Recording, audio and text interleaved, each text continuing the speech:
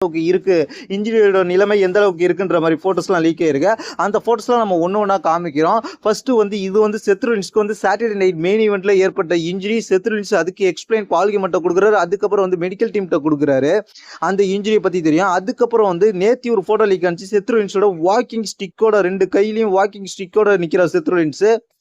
அது மட்டும் இல்லாமல் செத் ரோலின்ஸ் ஒரு ஸ்ட்ரீட்ல ஒரு தெருவில் வாக்கிங் ஸ்டிக்கோட தாவி தாவி நடக்கிறாரு. பின்னாடி இருந்து யாரோ வீடியோ எடுக்கிறாங்க. ஒரு சின்ன குழந்தை ஓடுது கூட. அவர் கூட அது யாருன்னு கேட்டிங்கன்னா செத் ரோலின்ஸோட பொண்ணு தான். செத் ரோலின்ஸ் பொண்ணு கூட ஓடிக்கிட்டு இருக்கும்போது அவர் அந்த வாக்கிங் ஸ்டிக்கால தாவி தாவி நடந்துகிட்டு இருக்காரு. ஒத்த காலில் நடக்கிறாரு. ஒத்த காலை கீழே ஊனவே இல்லை.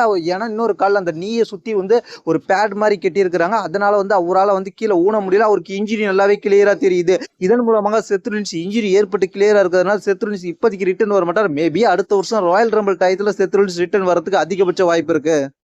இதை பத்தி உங்களுடைய கருத்து என்னது கீழே உள்ள கமெண்ட்ஸ் பண்ணுங்க. தேங்க்ஸ் ஃபார் வாட்சிங்.